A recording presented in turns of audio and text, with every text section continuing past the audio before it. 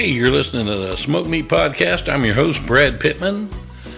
Today, we have got such a great guest. You've seen him in a lot of different stuff. You've seen him in the Terminator. You've seen him in Cobra.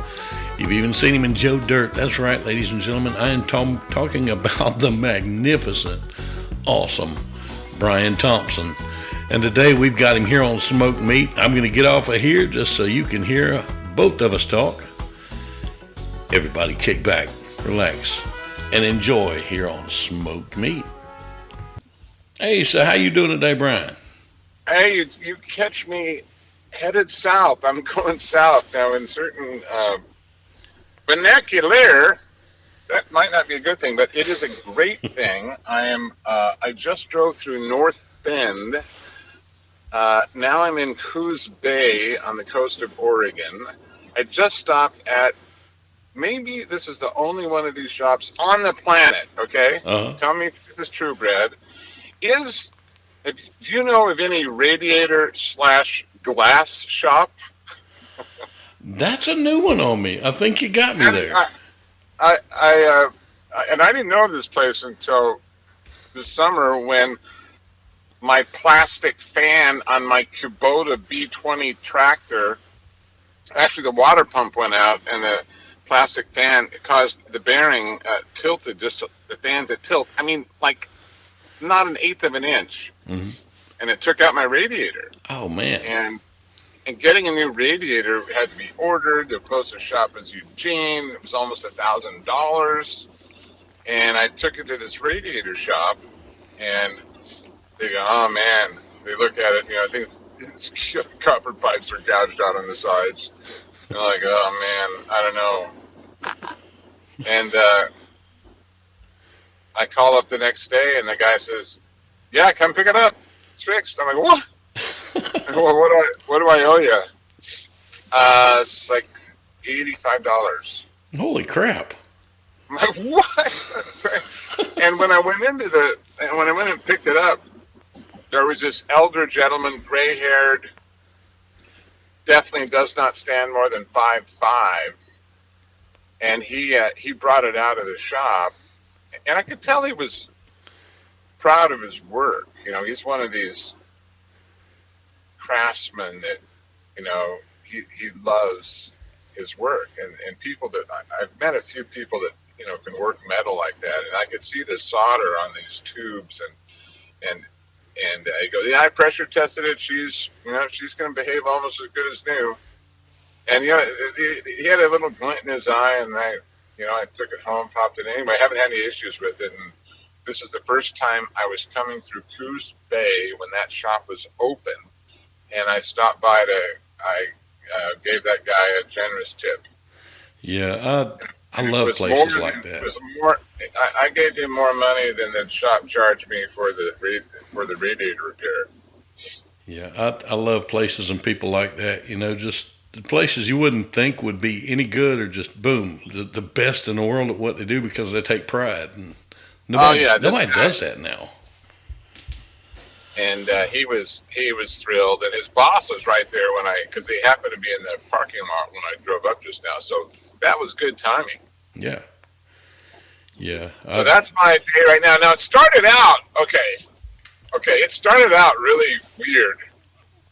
And it's too bad we don't have call-ins, because I bet there's some people that would know how to cure this situation. Okay, you ready for this? Okay, so I got up 5 o'clock this morning to fly from Los Angeles to Eugene, Oregon, and call the Uber, and I'm coming out of the garage, and I see the Uber pulls up on the opposite side of the street, and we've got kind of a danger. We're outside a highway. The cars come off that highway going 45, 50 miles an hour and make that corner. Yeah. And I don't like to cross the street, especially at night. And I texted the Uber driver, turn around. And he's just sitting there. So I go to the edge of my driveway. It's a clear shot. He's maybe, 60, 70 feet up the street. And I turn the flashlight on my phone, and I'm waving it at him. Can't get his attention. Oh, crap. So anyway, throw the shoulder bag on, and I, walk across the street, look both ways, and he rolls down his window, and I said, "Hey, what address do you have?" He's like, "Are you Brian?" And I nod my head, and I say, "What address do you have?" He touches the screen on his phone and takes off, leaving me standing in the middle of the street. Just like takes off. Okay. And he knows I'm going to the airport because it has your destination when the Uber drivers bid on the ride. Takes off. And I look at my phone, to try to call, and his name and information just evaporates off the Uber app, and then it immediately says finding you a ride. So I figured that this driver knew that he can screw you, that he thought maybe he had already blown his tip by not going to the correct address, and just said, "Forget that, I'm out of here." Oh man. Either that or he remembers you from Cobra. That's what it was. Well, I have had some people freak out negative, and I had my PPE hanging from one ear, so my face was visible. It was nighttime, but he just took off. Man. And thank God, this is that you leave some extra time when you're going to the airport on a Monday after Thanksgiving weekend. Oh yeah. I got another Uber in 8 minutes, and I didn't have any. I already had my boarding pass, so I was able to walk straight to security. So we were fine. But he didn't know how much time I had left. He could have told me, made me miss my flight. Man, I can't imagine doing that. Then you want to do feedback, and you can only do feedback on drivers that have given you a ride. The second that he hit cancel, his information evaporated. So, all you Uber riders out there, just for funsies, screenshot as soon as it says, Sergey is giving you a ride and he gives you the license number or part of the license number and the type of car and color.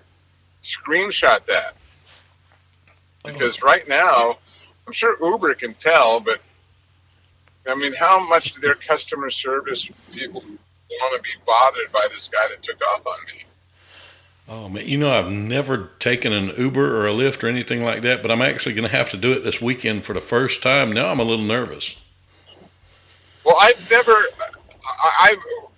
we Uber to the airport regularly. We probably, and right when I finished this ride today, it said, in one more ride, you'll have crossed a threshold of 50 Uber rides, which I'm sure for some people is nothing, but we've been picked up at least a couple dozen times, and we've never had a driver park on the opposite side of the street. Never. It's just a weird thing to do. Yeah, that is a little bit weird. And then the weirdest thing is he took off. He gave me the big FU. Man, I couldn't imagine doing that. It just, especially if I'm getting paid to do it. Yeah. It's just I don't get it. I don't get people today. It's not the world I grew up in. I sound like that old man, but.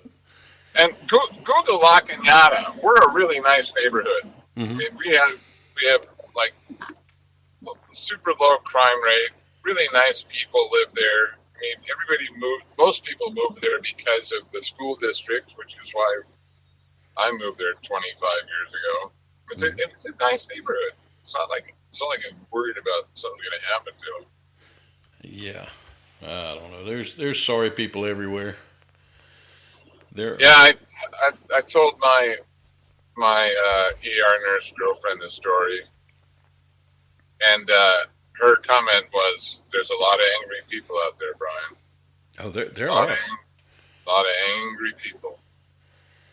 Yeah, it's I'm here in Atlanta, and it's just hilarious. If you're a people watcher, it is gold, because the way people are doing now, I mean, they get mad over nothing, and I don't understand it. I mean, I've got a temper. I get impatient sometimes, but I've learned to control it as I get older. And these people have no kind of filters.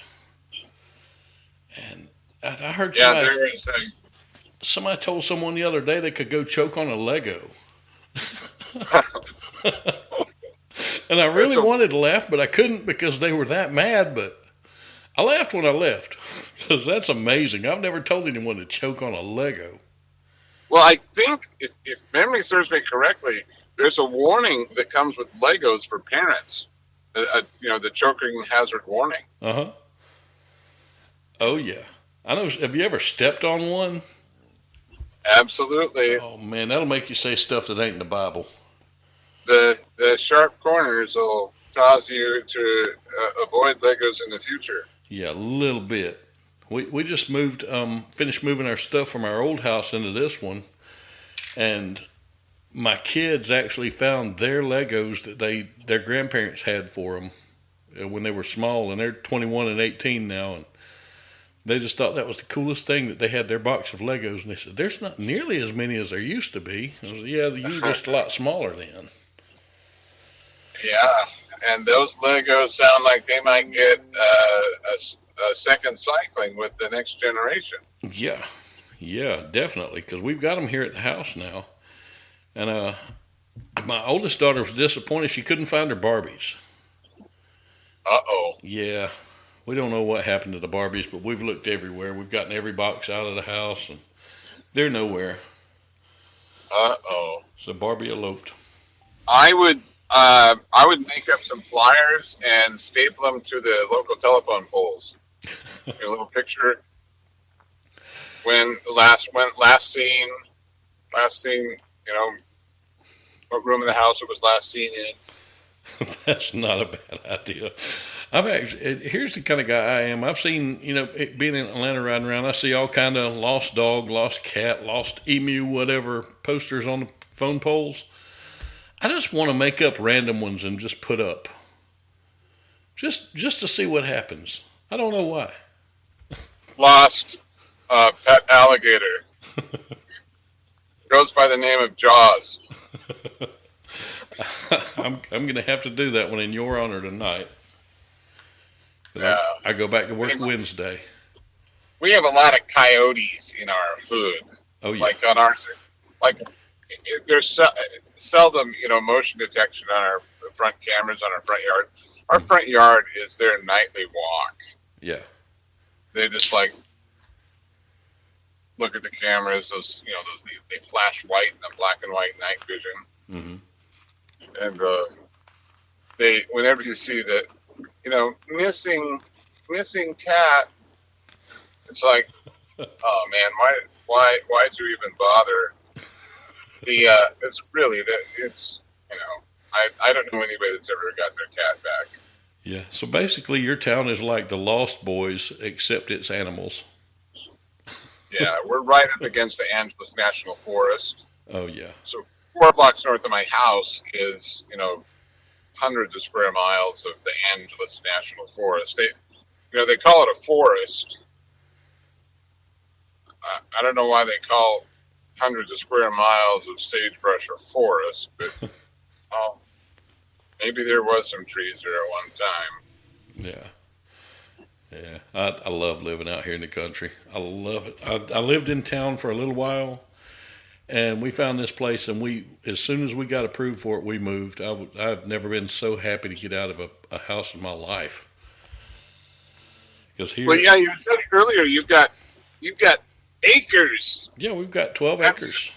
That's does your mind just go crazy on what you can do? The imagination far outstrips the man hours that we have to these little projects. Oh yeah, big time, because a lot of it I haven't been able to do because we've got copperheads here in Georgia really bad. Oh my geez. And I hate snakes. On your 12 acres, you've got copperheads? We have copperheads. We've seen 4 of them this year. Oh. So now it's getting good and cool where everything's going to sleep so I can get out and do stuff now. But my main goal, I'm trying to get power down to my cook shack because right now I've got extension cords ran 200 feet down to it so I can have power down there. But that's my happy place is my cook shack. It's got all my grills, my flat tops, and all that stuff in there, and I love it. And how close have these copperheads been to the house? Not too bad. One of them was about 100 feet away in the garden, and my wife abandoned the garden after that because Oh, she almost got bitten. We had put in some black netting around the garden to keep deer out of it, and she stepped over it and wasn't paying attention when she stepped over it. But when she got in the garden, she saw a long black snake. She said, "Well, that's a good one, but I'm not getting in here with it." Turned around and went across the netting, and there was a copperhead that had climbed up it, and its head had gotten hung up in the netting, and it was stuck. But it was about an inch away from her leg, trying to strike her leg. So, oh, yeah, we abandoned the garden after that. I helped it out of the netting with my shotgun. that's a very excellent copperhead aid device. Yes, yes, indeed. And it got right out of the netting. But yeah, we abandoned the garden after that. She said, "I'll buy tomatoes this year. I'm going to do it better next year." I said, "Okay." Because it was in a place Yeah. we had cleared out that apparently they were used to being in. So we've got a good clear place now that we're going to put it in. We haven't seen anything. So Well, can you clear the ground out around the garden, like so they have to, or are they hesitant to cross bare ground? Is that something that hesitate to do? They want to sneak through the grass. I hope so. We're going to give that a shot because, I mean, she really loves, gardening, and I love it too. I'm a foodie, so I like fresh vegetables. And we've got a nice little place set up for one this year. But yeah, Yeah, we're looking forward to a lot of projects getting done. and the deer was your deer netting effective in keeping the deer out of the garden? It was to ate all of our peaches and our pears instead. So Yeah, that's right. We our fruit trees, they can have the ones below 8 feet, but above 8 feet, we've yet to see a deer climb a tree. They get on their back legs and stand up and eat them, but yeah, we still get plenty, north of 8 feet. yeah. Well, the people who lived here before, they didn't trim them very well and didn't keep them up. So we're actually just in the next day or two, I'm going to go out here and trim them while it's cold and make it where they'll be a lot better. They didn't bear a lot this year, but we've got a lot of deer. I can go out tonight about 10 o'clock in my front yard. There'll be 5 or 6 out there. And do you hunt deer? I hunt deer. I do. I love venison. But I'm not a trophy hunter. I don't care if they have a rack because I haven't found a recipe for antlers yet. And I will scrape every bit of meat that I can off of the bone to use. Yeah, wild meat, good protein. I'm a firm believer that wild meat is okay, and that mass produced animal matter is bad. Yeah, yeah. 6 years ago, the reason the show is called Smoked Meat is 6 years ago I had 2 strokes, and I have a friend who hunts a lot, but he doesn't like wild game. So he would kill a pig or a deer, and he would call me and another friend and say, "Come get it, you can have it." So, I mean, free meat when I'm not working is a great thing. And I got tired of just making hamburger or sausage, so I learned to make different sausages. I make andouille, brats, pepperoni, you name it. And Wow. I make a deer pastrami that is amazing. So that helped center me, so I called the show Smoked Meat as kind of an homage to that. You got a smoker? I do. I just actually killed my stick burner. The bottom finally came out of it. But I've got one that's dual fuel. It's propane and charcoal. Well, the bottom fell out of mine, but the burner was still good, Mm-hmm. and so it's on bricks now, and it's still working. We smoke. Haven't what's it? I've only smoked salmon this year. Just smoked it to like baked salmon with a little bit of smoky flavor. Oh, yeah. Yeah. Oh, yeah. I've got a friend. He was the bass player for the metal band Nova Rex named Kenny Wilkerson, who did a cookbook this year or last year called Rockin' Recipes for Autism. And he got a bunch of the metal guys to send in recipes to him, and there's some really good ones. But the salmon one, there's one in there for wasabi sesame crusted salmon. and Uh, it's really easy, just a thin layer of wasabi on top of it. my mouth just watered. Oh, it is amazing. A little bit of sesame seed on top, and just put it in the oven until it's done to however done you want it. Oh, it is phenomenal. It is great. You need to give it a shot. Sounds like something I will try. Yeah, yeah. So currently, I am about 4 miles north of Bandon, Oregon, and and and I'm in an electric car. Yeah, you were telling me that a while ago. That is so cool. And it's a self-driving electric car, isn't it? I have for those of people who are following Tesla and its evolution, I qualified for the beta test program, where I have the beta test software for what they're calling city streets. And so this car will drive itself from portal to portal without you intervening. However, you have to be on your toes because there are edge cases, and there's times when you might need to intervene. I haven't been in any situation where I intervened because it was scary, but I've intervened because it was hesitant. Yeah. You got cars behind you, and it's pulling out onto the street. You can tell it's thinking, and I'll go ahead and hit the fuel pedal and grab the wheel and get on with the show. Yeah. Yeah, if you're in a hurry, the FSD beta is not the way to go. Yeah, that would be, it would be terrifying to me, but cool at the same time.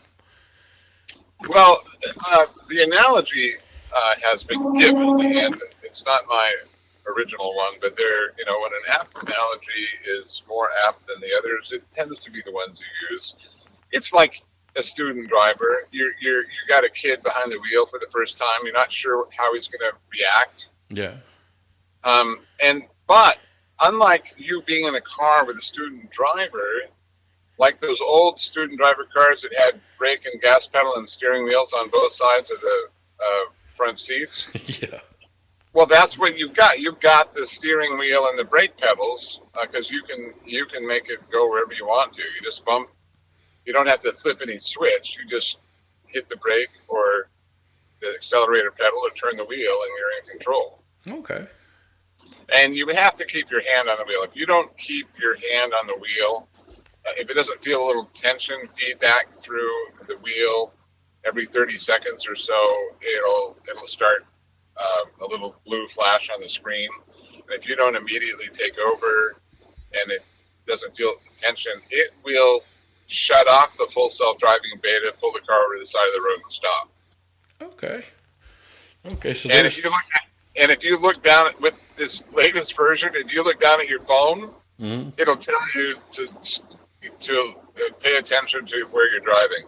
Like I could like right now here, I'm gonna fake looking down at my phone, and it should be a warning should come up. Well, maybe I'm not doing. Maybe it knows that I'm holding the phone in front of my face. Please pay attention to the road. That's the message it gets. Oh, that's pretty cool. Now, I could live with that. Yeah, it's remarkable. And guess what? Just last week they updated the version. Mm-hmm. Guess what this car will do now? I mean, when can you buy a car that gets better as you own it? Yeah, I've never had one of those. Yeah, me neither, but I have one now. Okay, guess what? This is so cool. Do you know anything about Sentry Mode in the Teslas? I do not. Okay, well, the cars come with 8 cameras, and 4 of them will record everything around your car if it detects something that could be, a nefarious event, such as, someone touches your car or someone gets too close to it. It'll just start recording, and then it records it to an SD card. And when you get back to your car, it'll say, like when I got my car this morning, it said 9 Sentry events occurred. and because my car was parked at the airport for 4 days. Yeah. And so I watched the first one. It was two guys checking out the Tesla. They knew that it had the Sentry camera, and they were giving it the peace signs and the thumbs up, which made me laugh. Anyway, so it's got these 4 cameras, but it just turned on my phone when I'm not at the car. I can look at any one of the 4 cameras to see what is around my car. Holy crap, that's amazing. So if it gets an alert, before it would give you an alert that a Sentry event occurred. Yeah. Well, now, if the Sentry event occurs, you can look at your phone and see if it's anything that you need to react to. Oh, yeah. That is so cool. And why would you want to have a car that doesn't do that? I want one. Exactly. And aside from that, you're not crapping in the air, spewing out poisonous gas. Yeah. I'm fascinated by culture due to my occupation. What cooks the meat of a human's brain and dictates their behavior? That's culture. Yeah. That's what we're used to. And the fact that we're used to driving these poison spewing machines is abhorrent. Within a few years, in our lifetime, people are going to be shaking their heads and say, "We did what?" Yeah. Yeah. It's so, and once you've driven these cars a while, you feel really dirty getting in a gas car. Because they shake and they make noise and they smell. I mean, that exhaust smell is, ugh. And like if you park in a garage or you've got young kids, they're breathing that. Mm-hmm. Yeah, it's going to be beautiful to get rid of all of this. And just think of what it would do to all the cities if suddenly there was no cars emitting that noxious substance. Oh man, you'd see the skyline a whole lot better. That's for sure. And you would see, more importantly, health improve. Yeah. There's this an absurd amount of fuel savings, but how do you measure the health savings? The cancers and the respiratory issues that we're not going to have because this happens. Yeah, I know whenever we back into an ER somewhere, if we're on a scene, we leave our truck running, but if we back into an ER, they tell us, turn it off, it's getting into the ER and it stinks and it's sickening, and so we have to do that. I understand, because, diesel fumes is not really pleasant at all. So your ambulance is diesel? Yeah. Wow. Yeah. Yeah. I could love the torque, but the smell. Yeah, the smell is horrible. And I've ridden in some old ones that that smell would leak into the back, and we tell the mechanic and say, "Oh, diesel fumes aren't bad for you." We're like, "What world are you living in?" Like, yeah, that is not really good for me or my patient who can't breathe anyway. Well, a lot of culture is about what people want to believe, not about science. Yeah. I want to believe that. Forget about what the science says. Well, my pappy did it. I'm going to do it. Yeah. People didn't realize their pappies lived to be 40 years old and were considered old then. And that was for a reason, Yeah, agreed. I always tell people, I just wonder what kind of world we're going to leave for Keith Richards and Betty White. That's funny. And one more plug for the amazing technology in these cars is that the stats show that even in its current form, this nascent technology, this is nascent beta software we're using. Mm-hmm. It is almost 10 times safer than a human driver.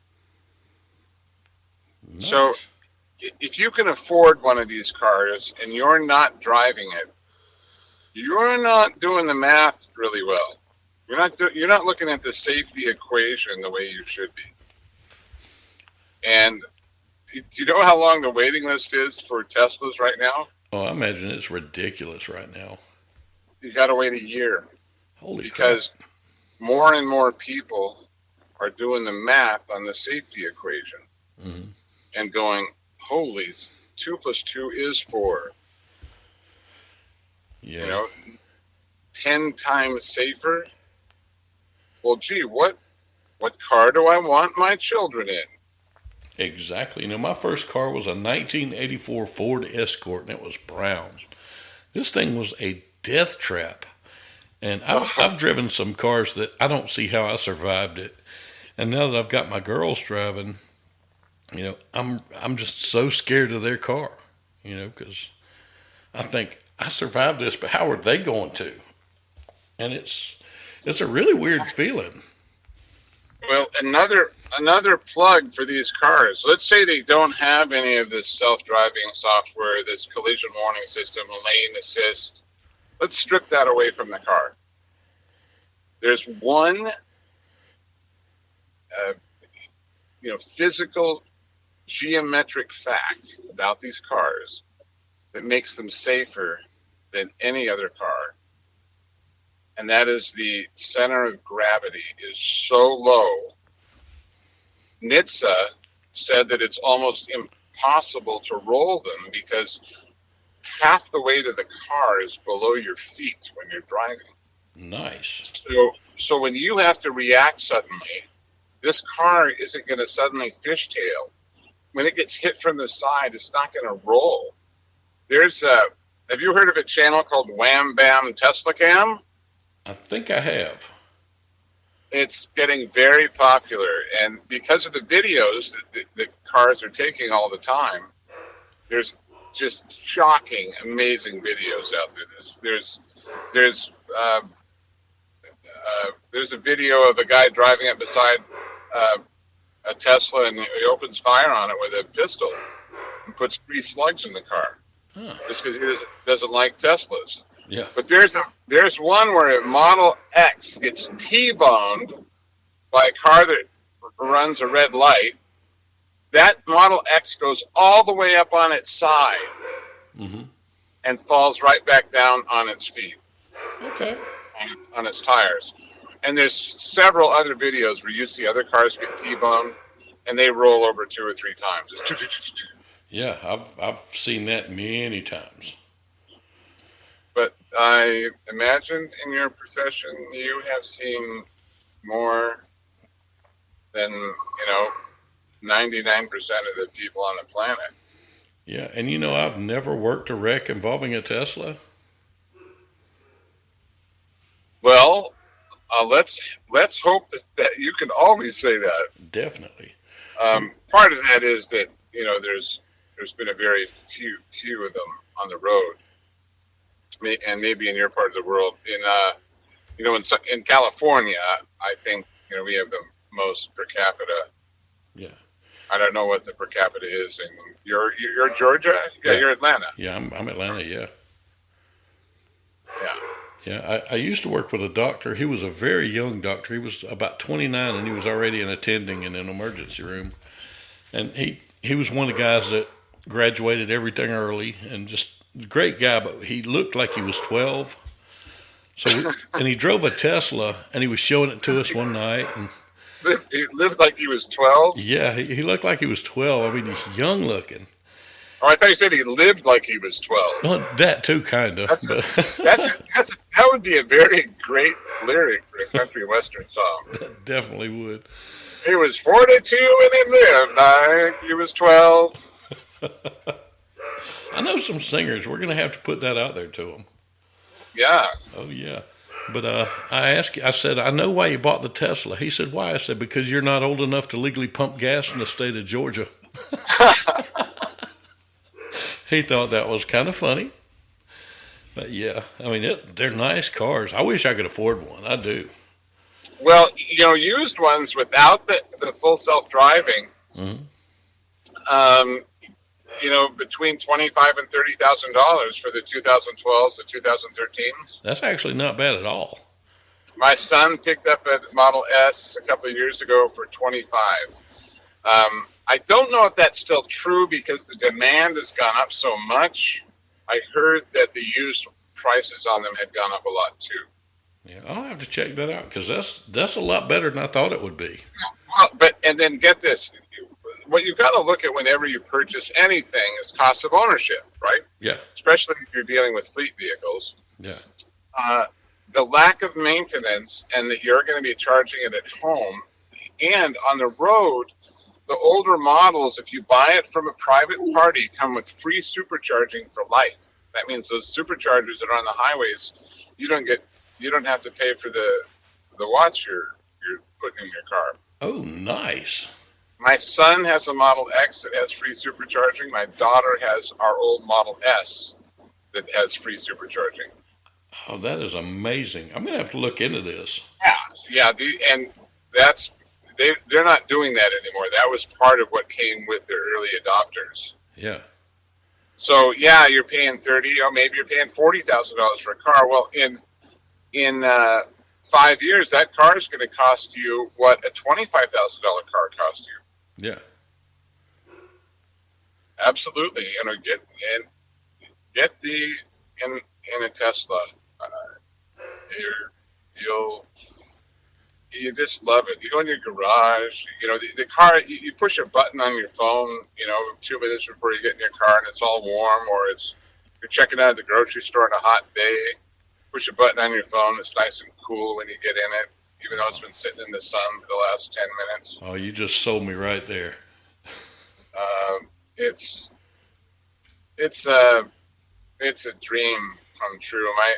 My dad and I invested in an electric car company 30 years ago, and we lost our money. They had a great PR campaign and a great stock symbol. It was called E-Car. I think I remember that. E-Car was the stock. I mean, we got in at $1.50 and should have sold at $9. But anyway, my dad's no longer with us, but I got paid back because we jumped into Tesla 5 years ago. Mm-hmm. And again, knowing it was emotional, but also believing in the technology. And it was one of the smartest business decisions of my life. Yeah. Yeah, I'm going to definitely have to look into this because I was thinking, okay, Tesla, that's going to be ridiculously expensive. I'm not going to ever be able to afford one, but the used, I think I can deal with that very well. Yeah, and there might, the battery packs have a 150,000-mile warranty on them. Mm-hmm. So there's a lot of Teslas out there that you could still get one that had a battery pack warranty. Getting a rebuilt battery pack, they think could be rebuilt with an exchange for your old one somewhere around $10,000. Yeah. But again, if that was from Tesla, that comes with a whole 150,000-mile warranty on it. Yeah. That is the. Oh my God! I'm getting cold rolled. I just got cold rolled. Oh, lovely. Yeah, got cold rolled. What kind of butthole cold rolls a Tesla? Really? Watch Wham Bam Tesla Cam. I'll bet you they get cold rolled all the time. They say that you're not an official Tesla owner until you've been cold rolled. Oh, yeah, I know. It's I don't know. It makes some of these guys with these diesel trucks, it makes them kind of crazy. Oh man, I was born here in the South and I grew up in the South. I mean, I've always lived here, and that's just never appealed to me. I mean, I've had trucks, but just plain old trucks. I've not done a lot to them. I've not done that. I mean, it just doesn't make sense to me. The guys that do burnouts, I don't understand it. I like tires. I like having an engine that runs right. Exactly. Tires on those big trucks are not cheap. Yeah. Yeah. I don't get people.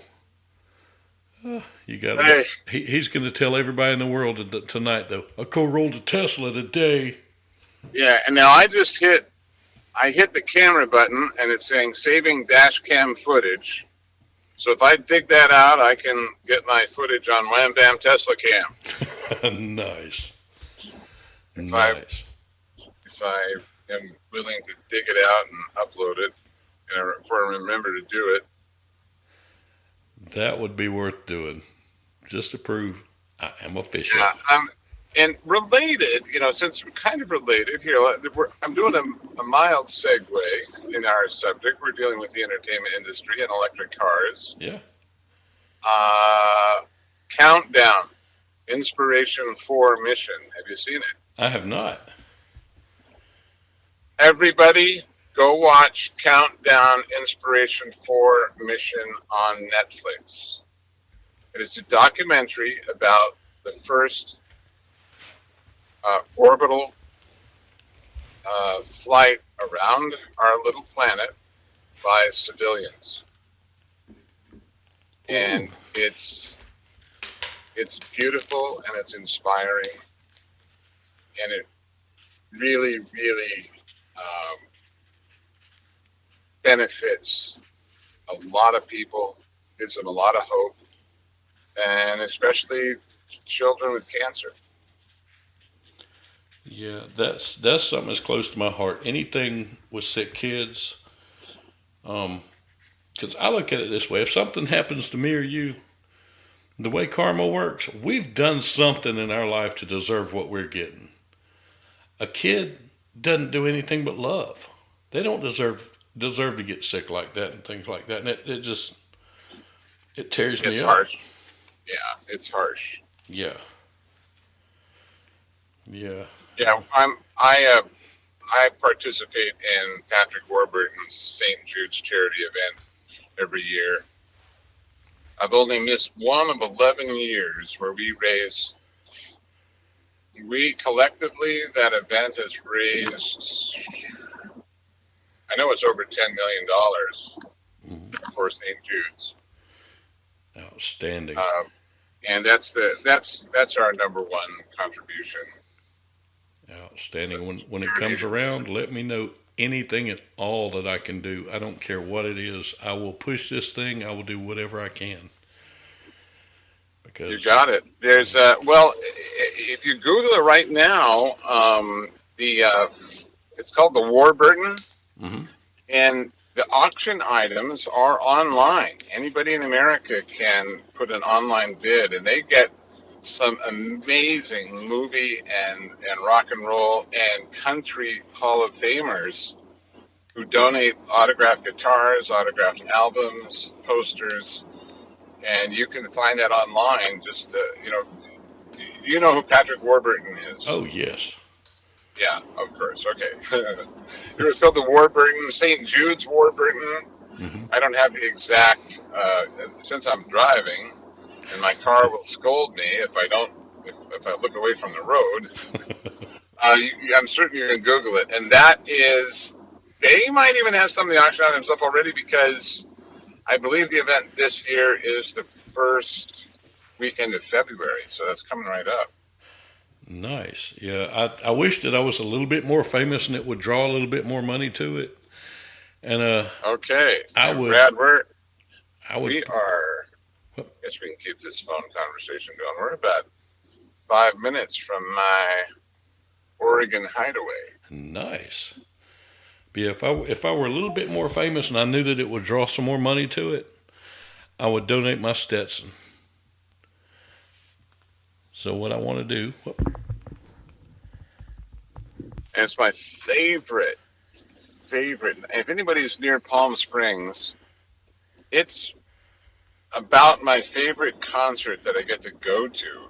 It's certainly the favorite concert that I've been to more than once. Yeah. The guys that wrote many of the classic country western songs that we know and love, the writers, they bring out their guitars. There's 4 or 5 of them. They sit on the stage together and they tell the stories about where the songs came from, and then the writers sing the songs themselves. And I'll tell you, some of those dudes have some great voices. Oh man, it's country western. and it sells out. So it's and it comes with dinner. And it's for what you get, it's a cheap ticket. It's only like $150, and Yeah. it includes dinner. Nice. Nice. Yeah, I've got some friends in Palm Springs. Matter of fact, one of the PR people that I work with a lot, Jimmy Starr, that's where him and his husband Ron live. And they love it down there. I'm going to have to let them know about this concert if they don't already know about it. Yeah, it's the Marriott Desert Springs. Okay. Well, very cool. So what do you have coming up? Tell my folks where we can find you coming up. Coming up, well, on Angela Bassett's show, 911, Mm-hmm. anytime they go back in time to the older, firmer, gruffer fire captain, Mm-hmm. Captain Gerard, that's me. So I've been lucky enough to make an appearance in the last couple seasons, and if they feel that it's a good part of their story to go back and visit the rougher Captain Gerard, you might see me again. I was in one episode this season and two the previous. Played a CIA special, okay, that's special CIA agent on NCIS this season. Nice. My wife And loves NCIS. that episode was called Through the Looking Glass. And I remember that title because it was one of my lines. Okay. It was a fun thing to have a guest star that you get to quote the title Nice. in one of your lines. I like that. Then, unbelievably, after 36 years of wondering how I could ever get an audition for a Coen Brothers movie, Brad, I got an audition. Nice. I still can't. It's pretty remarkable. I could not imagine. That would be that would And end me. I'm my girlfriend and I and my buddy Bruce Locke, we shot a audition video that got me into meet. I knew I was going to meet Joel Cohen, the director, Mm-hmm. and one of the greatest starstruck shocks of my life. We walk in the room at Warner Brothers, and Fran McDormand jumps out of her chair, grabs my hand with both hands. This was just pre-COVID. Uh-huh. And just, thank you for coming. We're going to read. And I'm going to read Macbeth. And I said, are we doing the whole scene? She said, the whole scene. And I was, wow, she's going to read. I'm going to read Macbeth with the current Oscar winner. Yeah. And she had won the Oscar then, and then when we were shooting, somebody else won the Oscar, and then she won the Oscar again. So we're about a dozen lines into this scene with Macbeth, and the fan in me, the little voice is like, "Holy shit! This is the best Macbeth I've ever seen in my entire life." Fran McDormand doing Macbeth. I was just totally enraptured. Just I was high, just getting to be there and getting to Shakespeare again. And we did the scene once, and Joel asked if we could do it again, if I didn't mind. I'm like, What are you going to do? Tell him no? Really? I said, mind? I'll order pizza. Let's do it 10 times. And they laughed, and we did it again. And then a month later, I got the call that I got the job. Oh man, that would be so amazing just to be able to, be considered by him. Like I say, you're sitting there reading with Frances McDormand, and she was excited about it. It's like, holy, really? Can I just go on ahead and die now? Because it's not going to get any better. Yeah, and when I left the audition, my son asked me to call him right away when it was over, and I told him, and that was exactly his sentiment. He said, "Dad, whether you get the job or not, you just had Oh, and I know, Jordan. I know. It's so amazing. It's a win already. It's a win. It's such Yeah. a win today. And then, the experience itself was just. We got the rehearsal. When do you get to have rehearsal in a movie? I mean, just something that doesn't happen anymore. Yeah. And got to just hang out with Denzel and figure out how we could make this the best scene possible. And read-throughs and it was all at Warner Brothers, and it's just most of the time, you drive by the studios and it's do not enter. You don't have a pass. They're not going to allow you in. Yeah. But so to get to drive up there and have your name at the gate, the security guards are nice. They give you a smile and a little salute and hand you your parking pass. So I got to go to Warner Brothers, off and on for the better part of 2 months. Nice. Yeah. And anyway, Macbeth, the official title is The Tragedy of Macbeth. Mm-hmm. It comes out on Apple TV and theaters. They had said December, but somebody just this week said, "Hey, Brian, I think they might not be releasing it till January." So I haven't officially done my internet search to see if that's true or not. Mm-hmm. But we opened the New York Film Festival on September 24th, I believe, and the reviews came out, and they were as good as you could have hoped for, glowing. Parts of the film make my jaw drop. Yeah. It is such a collaboration of talents that Joel Cohen had the balls to shoot it the way he did and to let the production designer run with it. And it has this sound design. The score is fantastic, but the sound design, what they made with the textures and this auditory environment that you end up in, it's perfect application to Shakespeare. It's this conveyor belt that just keeps moving this fantastic language forward. I almost gasped while watching it. Yeah. There are parts of that movie that will never be done better. Never, ever. Oh man, I am pumped. I'm ready to see this thing. Because I'm funny about sound, because to me, like I say, the sound design and the scoring of a movie can make or break it. And wait, I will be very curious to hear your impressions of this. I also will say that I saw it in a theater that had the best sound system that I've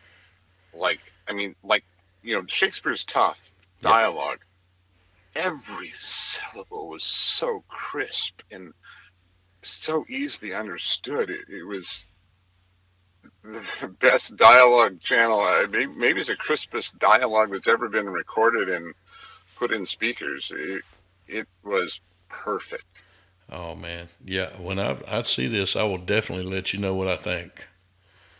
Most definitely, because I tell everybody this show in an interview, it's me making friends with a lot of people listening, and I feel like I've got a new friend, and that's awesome to me. I love it. But yeah, I'm definitely going to keep in touch with you. And you do the same. You've got this number. All you got to do is just call and say, "Hey, I want to jabber," or "I want to record," or "I'm in Atlanta. What are we cooking?" What are we cooking? Yeah. You got some of that venison? Yeah. I got myself a hunting license this year because, when you first get up here to Oregon, you're in love with nature, you're in love with trees. Well, then the trees start crowding out your sunlight. Yeah.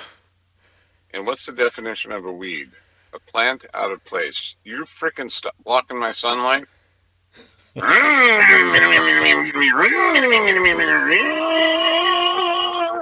Yep. Timber! I actually bought my first brand new chainsaw when we moved out here. Yes, because you've got to wrangle the land. Yeah. Yeah. Well, Oregon, I've got a question for you. Bigfoot, are you a believer or not? Absolutely not. Absolutely not. Oh man. I'm sorry. And I, I've done a Bigfoot movie. No, no, no, no. There's just too with infrared cameras. Come on, that's a mammal. So yeah. they would have we'd have spotted one, especially when they're doing man searches. How many hundreds, thousands of square miles of our forests have been completely scoured by infrared cameras when they're doing search and rescue. Yeah, you got a point. I believe I've never seen one. I believe just because it's just that part of me that wants to. But I'm like you. I've never seen one. I've been in the woods my whole life, pretty much. But yeah, I don't know. Just I think Oregon. I think Bigfoot country.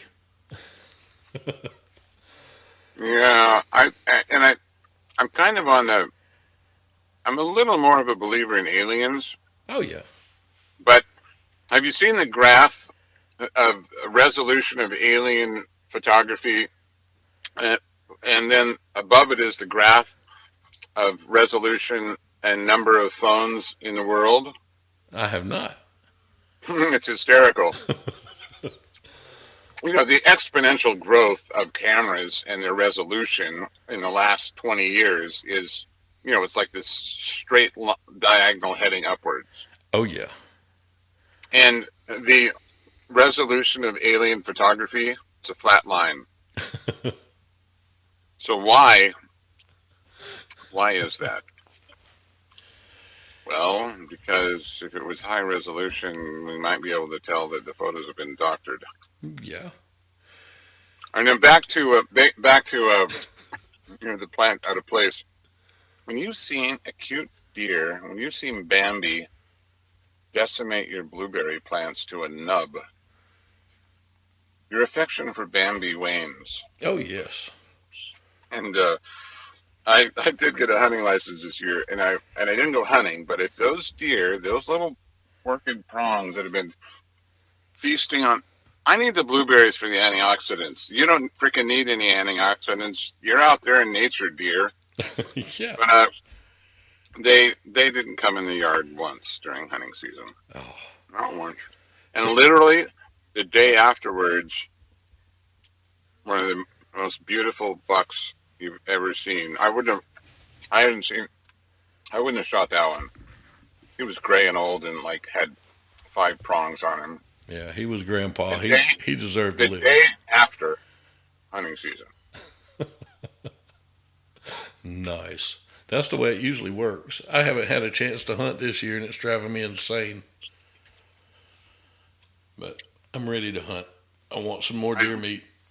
I luckily have lots of neighbors and have a bit of venison and elk in the freezer right now. Mm. So it's very, very sane and healthy way to get your protein. Oh yeah, most definitely.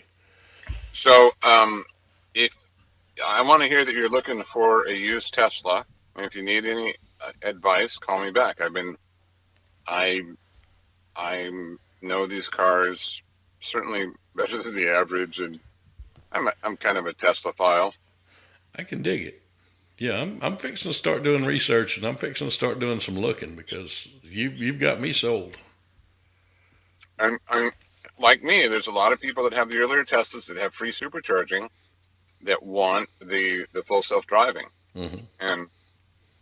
And so I upgraded and gave away my free supercharging just so I could have a safer car. Yeah. Even without full self-driving, they're still the safest cars on the road. Yeah. Yeah. I'm sold. I'm going to start doing some research because I want to check this out. Okay. Well, Brad, it's been great talking to you. I'm sorry that I didn't get any smoked meat. Well, I thought that was a deal. Smoked meat. You start talking and get smoked meat. It's waiting for you here in Atlanta. Okay. Yep. Man, I have had a blast. You're welcome on here anytime. Great talking to you, and best of luck. Thank you.